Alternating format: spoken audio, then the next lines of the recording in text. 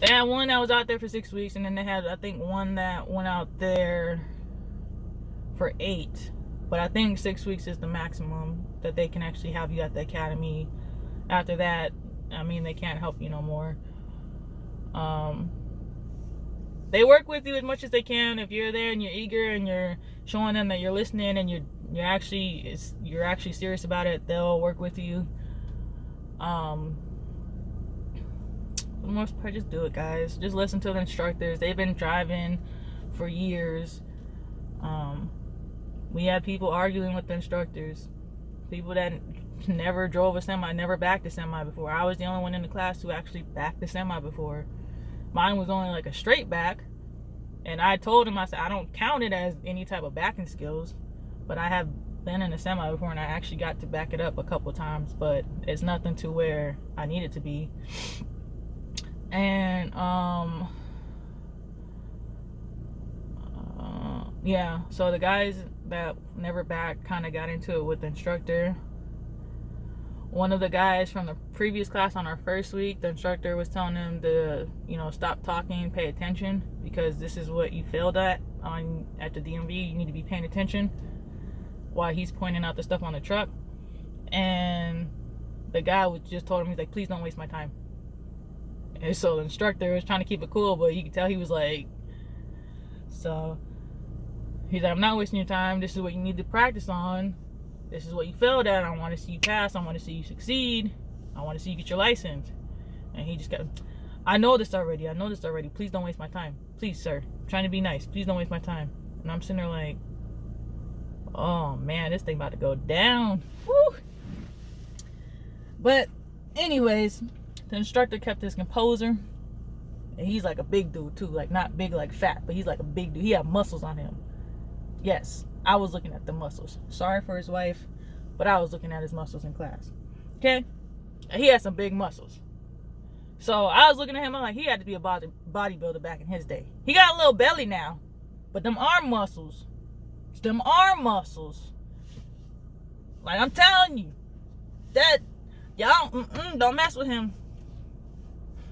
But that's it, guys. 3rd week, range, road, pre-trip. Trip planning. Listen to instructors. They know what they're doing, even though some of the stuff that they tell you to do sounds silly. Sometimes you're gonna find your own way. Like I know some of them were telling me turn the wheel back once you don't see the 53 on the trailer no more.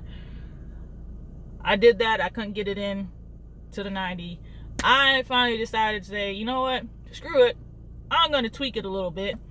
I'm going to keep it turned until I don't see, till the S in they have the website on the side of the trailer. So I'm gonna turn it back on the first S when the S disappears. The first S on the website disappears. So I did the full turn back, and I got it in. They asked me what I did different. I told them what I did different. They said good job. They weren't mad or anything. They said good job. So what you need to do, what you did is you bent it longer. You held the bend for a little bit longer, and then you pulled it back, and look, you got it in there. You didn't have to do no pull-ups. Good job. So you gotta like visualize what you're gonna do, because once you're behind the wheel, it's on you.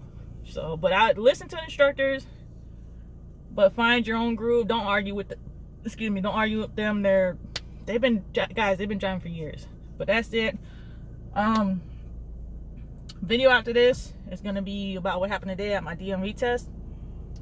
Needless to say, I got to wait 2 more weeks and go back, and that video will explain what happened. It's basically DMV didn't tell my academy everything about what's going to take place on the 90-degree backing.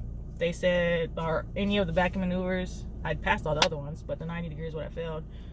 All they told my instructors at the academy was there's no time limit, and there's no front boundary, so you can, because at Minnesota you have like a 35-foot front boundary that you can't go out of.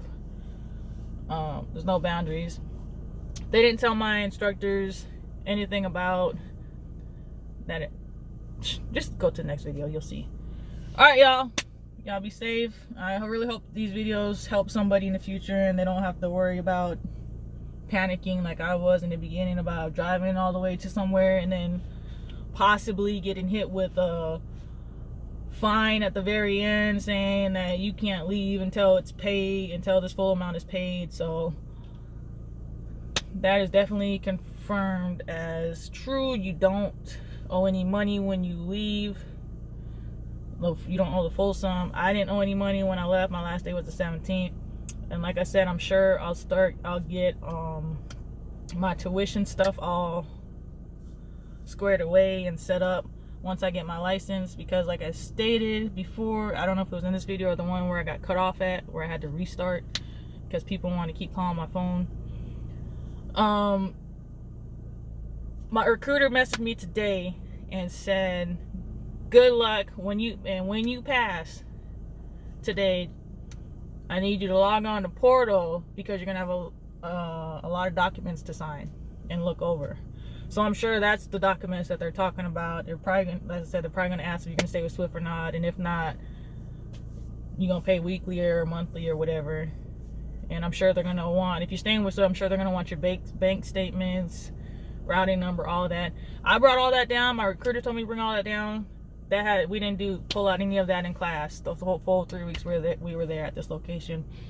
So I'm pretty sure all that's going to take place after I get my card in hand. So I will post another one, I guess in 2 weeks. So I guess do the follow-up, say I got my license, and actually give you the guys full details on what documents come next. So stay tuned, and like I said, I really hope this video takes some stress off of somebody or help somebody.